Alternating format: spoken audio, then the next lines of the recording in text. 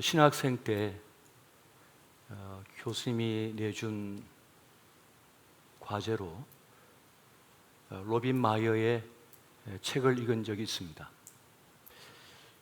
제목부터가 좀 불편한 그런 책이었는데요. 교회로부터 예수를 구하라 라고 하는 그런 제목의 책이었습니다.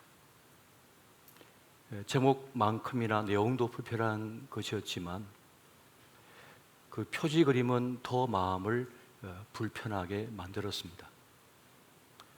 가시관 쓰신 우리 주님께서 고통에 못 이겨 한쪽 눈을 감고 계셨고 그 표정이 참으로 힘겨워 보였습니다. 그런데 공업용 은색 테이프로 그 입을 막아버린 그런 모습이었습니다. 나중에 독자들의 지적을 받았는지 그 표지가 바뀌었어요. 다른 그림으로. 교회에서 침묵을 강요당하시고 교회에서 배척당하시는 예수님의 모습은 상상하기가 어렵습니다. 그런데 그 시대나 지금이나 교회 현실을 볼 때 결코 틀리지는 않다는 생각이 들 때가 많습니다. 미국의 기독교 평화 잡지인 소저너스의 발행인인 짐 월리스는 그런 말을 합니다. 트럼프 복음주의자들로부터 예수를 되찾자. 트럼프로 대변되는 복음주의자들이 있는데 그들은 보수적인 백인 복음주의자의 모습을 가진 사람들입니다. 백인 중심의 우월주의와 그리고 미국 우선 정책을 지지하는 열광적인 신앙을 가진 그러한 이들입니다. 월리스는 예수님이 그들에게 볼모로 잡혀 이용당하고 있으니 주님을 구출해내야 된다고, 되찾아야 된다고 그렇게 주장을 하는 것입니다. 우리가 되찾아야 할, 회복해야 할 예수님의 모습은 어떤 것일까요? 우리 주님은 피부색이 다르다 하여, 인종이 다르다 하여, 국적이 다르다 하여, 그가 가졌다 하여 가지지 못했다 하여, 그가 잘났다 하여 못났다 하여 차별하거나 배척하지 않으셨습니다. 그가 유대인이든지 이방인이든지 그가 남자든지 여자든지 건강한 자든지 병든 자든지 상관이 없이 그들을 품에 안으셨고 그들을 격려하시고 위로하셨으며 고쳐주셨던, 구원하셨던 그러한 주님이십니다. 그런데 예수 이름으로 버젓이 차별을 주장하고 그들을 공고히 하는 그 모습은 결코 옳지 않다는 그런 말입니다. 도스토옙스키의 카라마조프 시인의 형제들이라고 하는 그런 글이 있습니다. 거기에 보면 예수님께서 이 땅에 재림하십니다. 그런데 그 재림하신 예수님을 사람들이 붙잡아다가 지하 감옥에 가둬버립니다. 그리고는 대신문관이 그렇게 말을 합니다. 당신은 이 땅에 오지 말았어야 합니다. 주님의 오심이 불편하다는 겁니다. 주님의 주님 되심이 자기들 보기에 좋지 않다는 것입니다. 마치 우리 예수님께서 예루살렘 성에 입성하여 곧장 성전을 향하여 들어가셨는데 그 안에 장사짓들이 양을 팔고 비둘기를 팔면서 그렇게 많은 이익을 챙기고 있었습니다. 그것을 본 우리 주님께서는 내 집은 만민이 기도한 집이다 하시면서 상을 둘러버시고 채찍을 들어서 그 장사치들을 다 쫓아내 버리셨습니다. 그러자 대제사장과 장로들은 이를 갈면서 예수님을 노려봅니다. 그리고 기어이 우리 예수님을 산헤드린 공의회의 해부에서 사형 언도를 내리고 그렇게 본디오 빌라도에게 넘겨서 십자가에 못 박히게 했습니다. 그것과 같이 예수님의 진정 오심을 바라지 않는 불편해하는 교회의 모습이 있다는 것입니다. 인도의 정신적인 지도자인 간디는 영국에서 공부를 한 유학파입니다. 그는 거기서 성경을 읽었고 교회를 다져 모았습니다. 그가 그렇게 말을 합니다. 나는 예수를 좋아한다. 하지만 기독교인은 싫어한다. 왜냐하면 그들이 예수와 전혀 닮지 않았기 때문이다. 늘 예수를 말하고 예수의 이름을 고백하며 그 주님을 따른다고 하지만은 예수와는 전혀 상관이 없는 교회들이라는 겁니다. 그래서 교회가 싫다고, 기독교인이 싫다고 간디가 말을 했습니다. 교회에 실망한 이들이 점점 늘어나고 있습니다. 교회가 위기라고 하는 징조는 이미 오래전부터 있었습니다만은 급기야 지금은 가장 위험한 순간에 다다르지 않았나 하는 생각이 듭니다. 최근 캠퍼스 선교가 어느 수준인가라고 하는 것이 발표되었는데 평균 4%라고 합니다. 이 한국 땅에 그 많은 대학교가 있는데 복음화율이 4%밖에 되지 않는데요. 물론 그 중에는 자기가 그리스도인이면서도 응답하지 않은 사람도 있겠습니다만, 그러나 24%도 아니고 14%도 아니고 4%라고 하는 사실은 충격적인 사실입니다. 지금은 교회들마다 사람들로 가득 차 있습니다만 이제 20, 30년이 지나면 제가 있을지 없을지도 모릅니다. 이 자리에 계신 분이 얼마나 계실지도 모르겠어요. 그러면 그 뒤를 4%밖에 되지 않는 청년들이 올라와서 교회를 이끌게 될 것입니다. 전혀 상상도 할 수 없는 상황을 우리가 맞이하게 된 것입니다. 이 수원 성남권에서 교육전사를 구할 수 없다고 합니다. 신학생 전도사를 구할 수가 없어요. 저도 백방으로 저희 교회 전사님을 구하기 위하여 알아봅니다만 서울에 있는 동계 목사, 수원에 있는 동계 목사에게 물어보는데 우리도 못 구했어요 라고 합니다. 우리도 못 구해서 추천해 줄 수가 없다는 거예요. 씨가 말라버렸다는 겁니다. 신학을 하여 주님의 종이 되겠다는 청년들이 없다는 겁니다. 이전에 제가 10대 때 교회를 처음 나가서 한 달도 안 됐는데 주일학교 교사를 시켜가지고 주기도움도 다 못 외웠는데 교사를 했어요. 근데 어느 날 여름 성경학교를 한다고 저보고 북을 주는 거예요. 저보다 더 커 보이는 북을 이 앞에다가 이렇게 들고 목에 걸어가지고는요 북을 치라는 겁니다. 그래서 목사님 말씀에 순종해서 동네방네 다니면서 북을 쳤어요. 그랬더니 그 시골 동네의 아이들이 말이죠, 쫓아나오기 시작하는데 20명, 30명, 40명, 60명 그 많은 아이들이 줄줄 쫓아오는 거예요. 그래서 교회에서 여름 성경학교를 대대적으로 했습니다. 그리고 저희 10대 때 토요일만 되면 교회들마다 이 10대 아이들로 가득가득했어요. 인산인해를 이루었어요. 근데 지금은 찾아볼래야 찾아볼 수가 없는 그런 때를 맞이하고 있는 것입니다. 너무나 안타깝고 너무나 충격적인 때를 지금 우리가 맞이하고 있는 것입니다.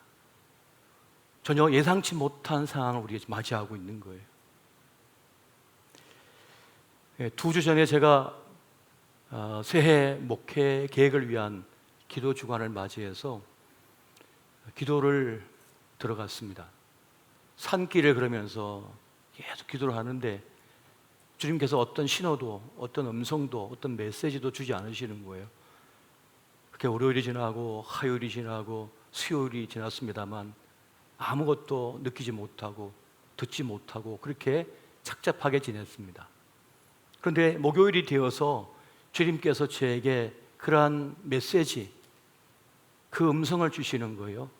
그것은 무엇인가 하면 예수가 없다 하는 말씀입니다. 예수가 없다. 이 땅에 예수가 사라져버렸다. 교회에 예수가 없다. 그리스도인들 마음속에, 그 심장 속에 예수가 없다. 다른 것이 들어가 앉았다. 다른 것이 주인 노릇하면서 다른 것이 그들을 이끌어가고 있다. 예수가 없다라고 하는 그런 메시지를 저에게 주셨습니다. 너에게도 예수가 보이지 않는다. 기능하는 저 그리스도인들에게 예수가 보이지 않는다는 거예요.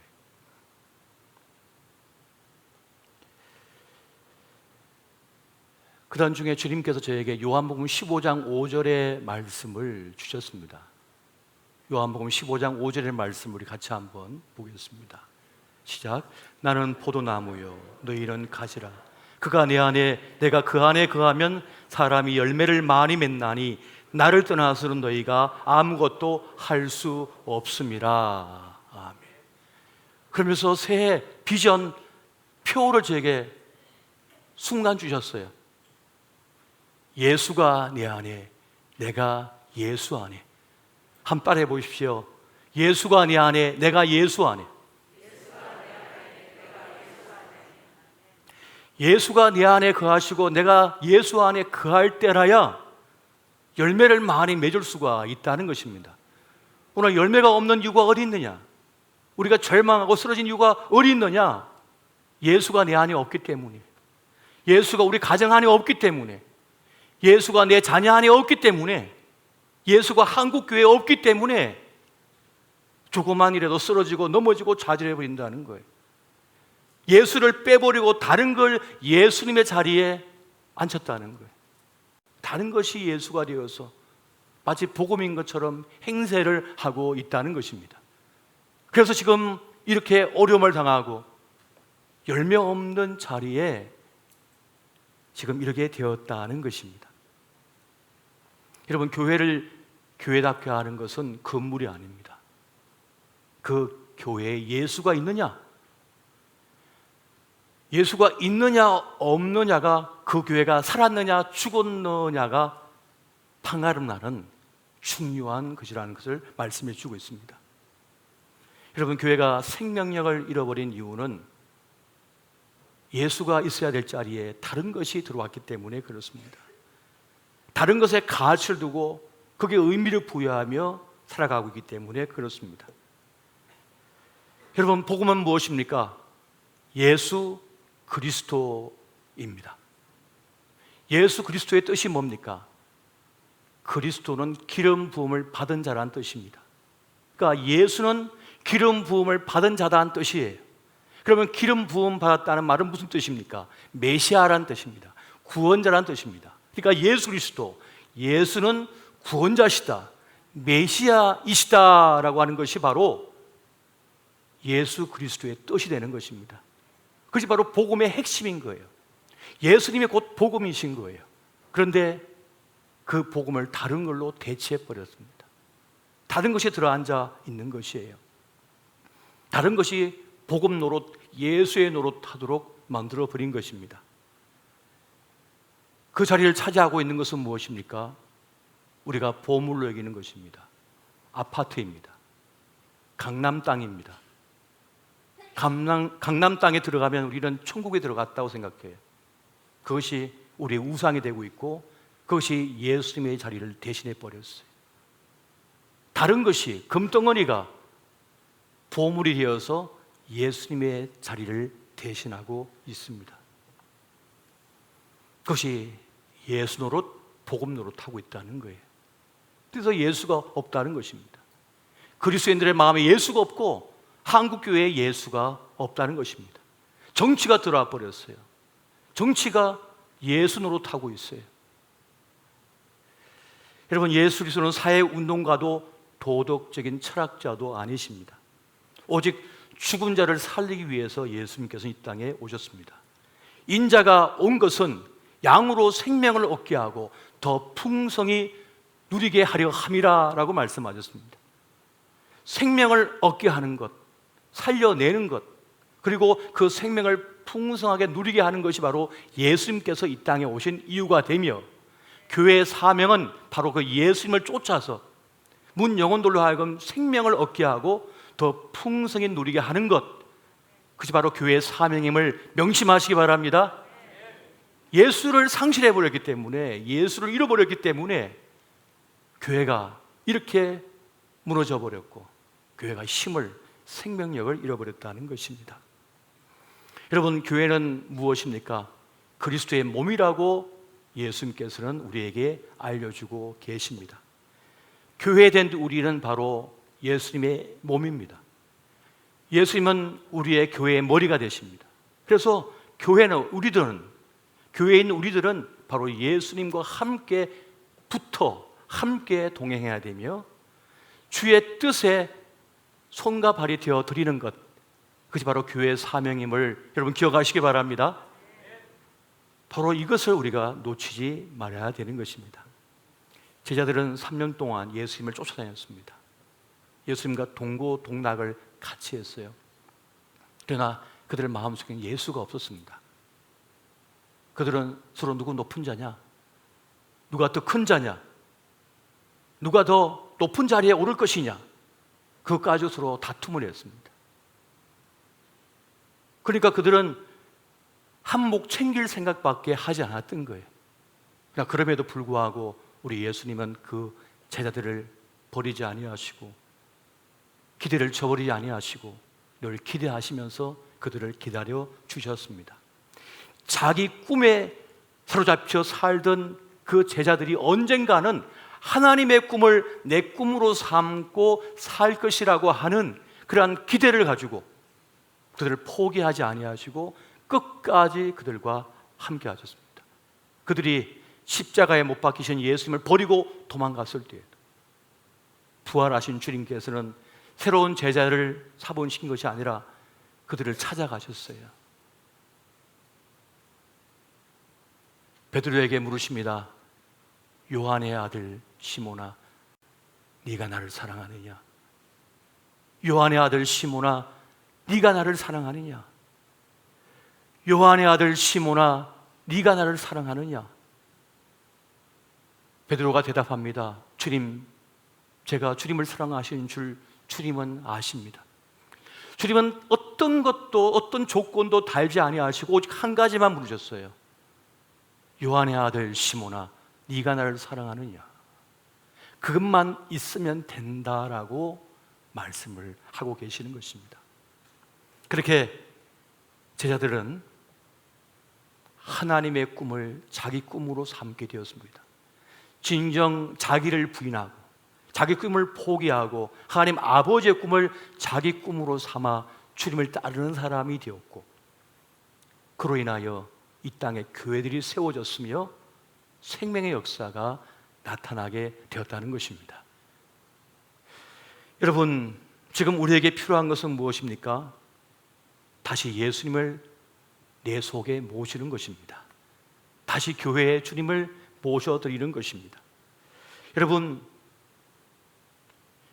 그리스도 안에 있는 그 하나님의 모든 능력과 권세는 교회된 우리를 통하여 온전히 나타내도록 주님께서 모든 것을 계획하셨습니다.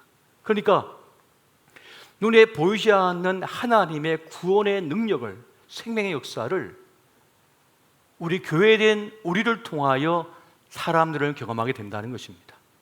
눈에 보이지 않는 하나님을 만날 길이 없어요. 경험할 길이 없어요. 오직 누구입니까? 교회된 우리를 통하여 복음을 경험하게 되고 생명을 경험하게 되고 구원을 경험하게 되고 하나님 나라를 꿈꾸게 된다는 것입니다. 누굴 통해서요? 우리를 통해서. 우리를 통해서 그들이 그 꿈을 꾸게 된다는 것입니다. 그래서 성령께서 이 땅에 오신 것입니다. 오순절 다락방에 성령께서 임재하셔서 폭발적으로 역사하시자 예수를 가슴에 품은 제자들은 복음을 들고 세상을 향하여 달려갔고, 그렇게 이 땅에 교회들이 수없이 많이 세워지게 된 것입니다. 주님께서 우리에게 그렇게 말씀하십니다. 마태복음 5장 16절 말씀 우리 같이 한번 보겠습니다. 시작. 이같이 너희 빛이 사람 앞에 비치게 하여 그들로 너희 착한 행실을 보고 하늘에 계신 너희 아버지께 영광을 돌리게 하라. 우리의 말, 우리의 행동, 우리의 삶이 빛이 되어서 수많은 영혼들이 그 착한 행실을 보고 주님을 경험하도록 하라는 것입니다. 그렇게 세상은 우리를 통하여 하나님을 경험하게 된다는 것입니다. 그런데 오늘 말씀을 보니까 주님께서는 두 가지로 우리에게 귀한 말씀을 주고 계십니다. 첫 번째는 세상의 소금이 되라고 말씀합니다. 세상의 소금이 된다는 것은 무엇을 말하는 것일까요? 성경을 우리가 보게 되면 성경은 소금을 매우 중요하게 다루고 있는 것을 보게 됩니다. 단순히 짠맛을 내는 것이 아니라 이 소금은 언약을 위하여 사용되어졌습니다. 하나님과 사람 사이, 사람과 사람 사이에 언약을 맺을 때 이 소금을 사용했습니다. 레위기 2장 13절 보니까 내 모든 소재물에 소금을 치라. 네 하나님의 언약의 소금을 내 소재에 빼지 못할지니 내 모든 예물에 소금을 드릴지니라 라고 말씀하고 있습니다. 하나님과 백성 사이에 언약을 맺어서 그 번제물을 태워드릴 때 소금을 같이 뿌려서 드렸다는 거예요. 번제는 완전히 태워서 드린, 완전히 새카맣게 태워드리는 거거든요. 그러니까 100% 헌신을 뜻하는 것입니다. 그때 소금을 뿌려서 번제 태워야 한다는 것입니다. 에스겔 43장 24절 보니까 나 여호와 앞에 받들어다가 제사장은 그 위에 소금을 쳐서 나 여호와께 번제로 드릴 것이며 라고 말씀하고 있습니다. 유대 사회에서 청춘 남녀가 만나 사랑하여 결혼할 때 그 결혼 예식 때 고기에다가 소금을 뿌립니다. 그리고 신랑 신부가 같이 그 소금을 먹게 합니다. 그 고기를 같이 먹게 하는 거예요. 소금 뿌린 고기를. 그 이유가 무엇일까요? 소금은 변치 않는다는 그런 상징적인 또 실제적인 의미가 있기 때문에 그렇습니다. 소금은 태우든지 물에 녹이든지 그 짠맛을 가지고 있거든요. 그것처럼 변치 않는다라고 하는 그런 뜻을 가지고 있습니다. 그래서 하나님과 우리 언약이 변치 않는다. 어떤 것도 변개할 수 없다는 거예요. 영원히 변치 않는다. 남녀 간의 사랑의 그 예식, 결혼 예식에 소금을 뿌린다는 것은 우리 사랑은 변치 않는다라고 하는 그런 뜻을 가지고 있다는 것입니다. 그런데 그 중요한 소금이 맛을 잃으면 어떻게 되느냐? 버림당한다는 거예요. 마태복음 5장 13절 말씀 보니까 너희는 세상의 소금이니 소금이 만일 그 맛을 잃으면 무엇으로 짜게 하리요? 후에는 아무 쓸데없어 다만 밖에 버려져 사람에게 밟힐 뿐이니라. 변하지 말아야 되고 거룩하게 해야 하는 그 소금이 맛을 잃었으니 버림당한다는 것입니다. 우리를 세상의 소금이라 그랬어요. 근데 그 소금이 맛을 잃었으니 그 역할을 잃었으니 어떻게 됩니까? 짓밟힐 뿐이라는 거죠. 지금 이 땅의 교회가 왜 짓밟히고 있습니까? 왜 이 땅의 교회가 지금 세상에서 외면당하고 있습니까? 조롱거리가 됐습니까? 그 소금의 맛을 잃어버렸기 때문입니다. 그 언약을 지켜내고 거룩하게 해야 할 그 소금이 그 맛을 상실해버린 거예요. 그래서 버림당하고 있는 겁니다, 지금. 여러분, 오늘 주님께서는 우리에게 세상의 소금이 되라 말씀하십니다. 소금과 같이 나를 녹여서라도 그 영혼들을, 이 세상을 거룩하게 하고 하나님과의 그 언약을 끝까지 지켜내게 하는 그 소금이 되어야 되는데 그 역할을 감당하고 있지 않으니 그 맛이 없으니 버림당하여 밟힐 뿐이라고 했는데 그 말씀대로 지금 이 땅의 교회들이 밟히고 버림당하고 조롱당하고 있다는 것입니다. 그러니 오늘 우리가 다시 소금의 맛을 회복해야 되지 않겠습니까? 소금된 우리 모두가 다시 그 맛을 회복하시기를 예수 이름으로 축원드립니다. 또한 주님께서는 말씀하시기를 너희는 세상의 빛이라라고 말씀하십니다.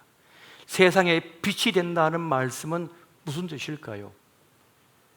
무명이라고 하는 말이 있습니다. 무명이란 밝음이 없는 상태, 곧 어리석은 상태를 말할 때 쓰는 말입니다. 여러분, 빛이 없으면 우리는 어둠 속에 거하게 되고, 어둠 속에 거하게 되면 자기를 잘 모르게 됩니다. 자기를 제대로 보지 못해요. 그리고 다른 사람을 제대로 보지 못합니다. 그리고 지금 내가 가는 길이 마땅히 가야 할 길인지 가지 말아야 할 길인지도 모른 채 헤매게 되어 있습니다. 그런데 세상은 빠릅니다. 얼마나 빠른지 모르겠어요. 출발을 하면 벌써 저쪽 끝에 가 있어요. 그런데 거기가 진짜 가 있어야 될 자리도 모른 채 무조건 달리고 있는 거예요. 그러니까 엎어지고 넘어지고 깨지고 피가 나는 거죠. 근데 제일 먼저 가서 봤는데 망하는 길이에요. 엉뚱한 길에 가 있는 거예요. 많은 사람들이 자신을 제대로 보지 못하기 때문에, 그 빛이 없어 제대로 보지 못하기 때문에 자기의 직함이 자기 자신이라고 생각을 합니다. 그래서 그 직함을 잃을 때 자기가 없어진다고 생각해요. 그래서 상처받고 절망하고 낙담해버려요. 끝난 줄 알아요, 자기 인생이. 그런데 그 직함이라고 하는 것은 자기 인생에서 한 부분일 뿐인 것이에요. 그게 다가 아닙니다. 또 사랑하는 사람이 곁을 떠나버릴 수가 있습니다. 자신을 버릴 수가 있어요. 그런데 빛이 없어 제대로 보지 못한 사람은 그게 전부인 줄 알아요. 그 인생의 전부인 줄 알아요. 또 다른 세상, 또 다른 만남이 있는 걸 보지 못해요. 깨닫지 못해요. 보이지가 않으니까요. 그래서 절망해버리는 거예요. 그런데 빛 대신 주님이 우리에게 오실 때 우리는 밝히 내 인생을 볼 수 있고 내 삶을 깨달을 수 있기 때문에 자기 몫의 삶을 살아갈 수 있게 되어지는 것입니다. 여러분, 어둠에서 벗어나는 길은 어디 있을까요? 요한복음 8장 12절은 이렇게 말씀하고 있습니다. 예수께서 또 말씀하여 이르시되 나는 세상의 빛이니 나를 따르는 자는 어둠에 다니지 아니하고 생명의 빛을 얻으리라. 주님을 따르는 자, 주님을 가진 자, 주님과 함께하는 이들에게 어둠에 다니지 않는데요. 왜요? 그 빛 되신 주님이 나를 환하게 비추고 계시니까. 그러니까 자기 인생을 제대로 보고 살게 되는 거죠. 그런데 여기서 더 나아가 주님께서는 우리를 보고 뭐라 하시냐면 너희는 세상의 빛이다 말씀하는 거예요. 나는 어둠인데 주님께서 말씀하기를 너희도 세상의 빛이다 라고 말씀하시는 것입니다. 솔직히 우리는 내가 어둠인 걸 잘 알거든요. 감히 내가 어떻게 빛이라고 스스로 말할 수가 있겠습니까? 그런데 문제는 간단하게 해결됩니다. 빛 되신 주님을 내 안에 모시면 주님의 빛이 나를 통하여 역사하심을 여러분 믿으시기 바랍니다. 예수가 내 안에 거하실 때, 내가 예수 안에 거하게 될 때 우리는 빛된 삶, 그 빛의 삶을 살 수 있게 된다는 것이에요. 여러분, 빛 되신 주님이 내 안에 들어오시면 어둠이 사라져 버립니다. 천년의 어둠도 조그만 불빛 하나에 사라져 버린다고 했습니다. 켜켜이 쌓인 그 어둠도 작은 성냥불 하나만 켜면 사라져 버리는 거예요. 그것처럼 주님이 내 안에 들어오셔서 그 빛 되신 주님 나와 함께 하시면 내 어두운 마음이 정돈되고 밝아지기 시작하게 되는 것입니다. 그래서 더 이상 방황하지 않고 실족하지 않고 자기 몫의 삶을 살 수 있게 되어지는 것입니다. 나도 모르는 사이에 세상의 빛의 사람으로 살아가게 된다는 것이, 그것은 영적인 현상이고 영적인 역사입니다. 주님을 내 안에 모시고 살 때 우리의 삶의 모습이 누군가에겐 기준이 되기도 하고 빛이 되기도 하고 이정표가 됩니다. 그래서 그런 말을 듣습니다. 집사님이 믿는 그 예수님 나도 믿고 싶어요. 권사님이 다니는 그 교회 나도 가고 싶어요.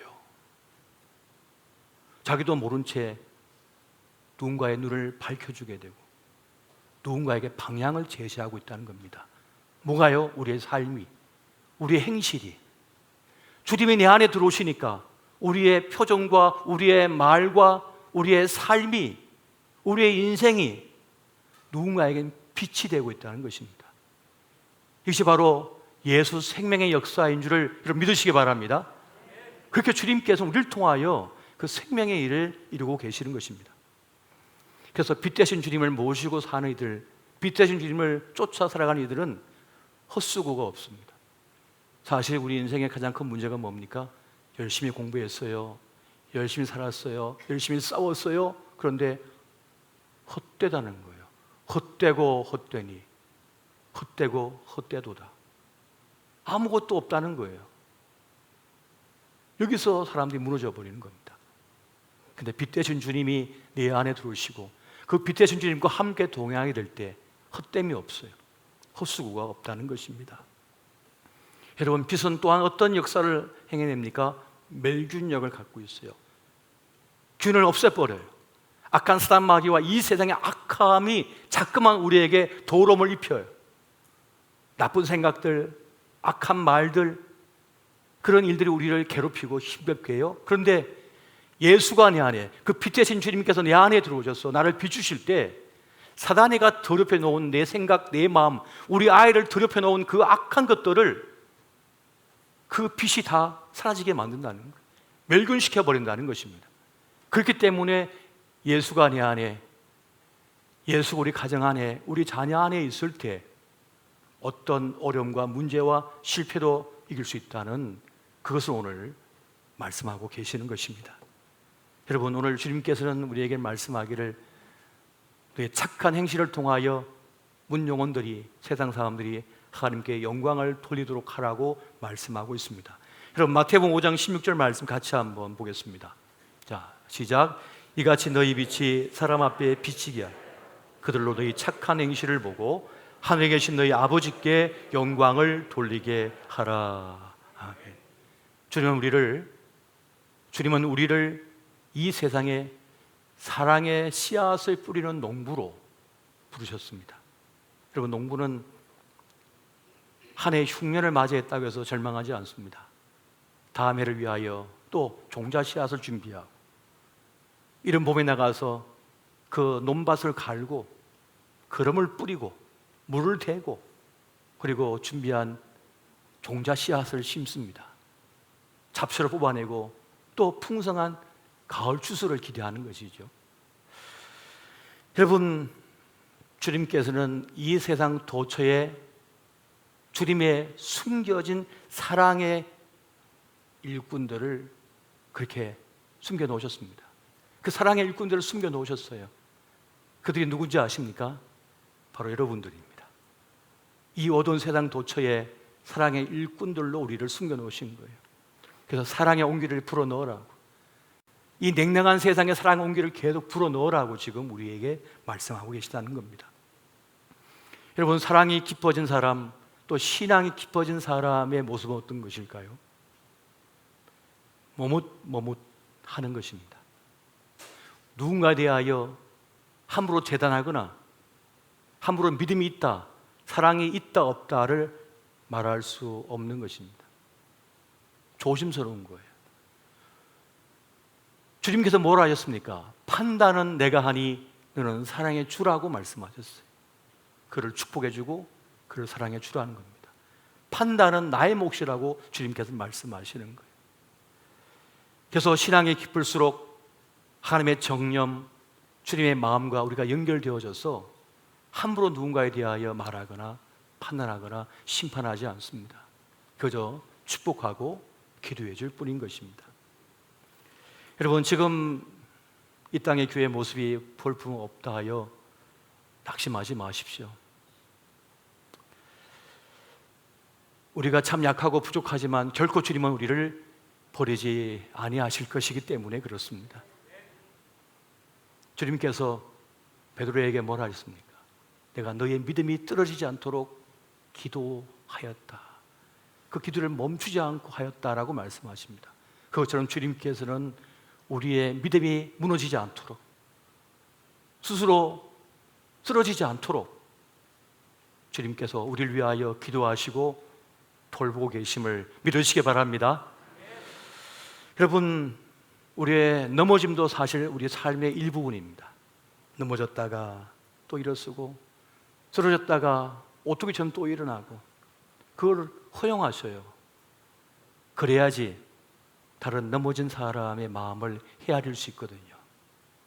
그 비참한 마음, 그 쓰라린 마음, 그 구멍난 마음을 아는 겁니다. 글로서는 알 수 없습니다. 그 어둠의 터널을 지나봐야만 그것이 얼마나 쓰라리고 아픈 것인지 알거든요. 그래서 내 길을 걸어왔던 누군가를 보면 그가 불쌍해 보이고 그를 위해 기도하게 되고 그를 끌어안게 되는 거예요. 그렇게 주님의 품이 되시라고 우리에게 흔한 고난도 허용하고 계심을 우리는 결코 잊지 말아야 하겠습니다. 참으로 힘겨운 때입니다만 이때를 이겨내는 길은 오직 하나입니다. 예수가 내 안에, 내가 예수 안에 있는 것입니다. 그렇게 다시 예수님을 되찾으시는 저와 여러분 되시기를 예수 이름으로 축원드립니다. 기도하겠습니다. 사랑의 주님, 이 땅의 교회가 참 볼품이 없어졌습니다.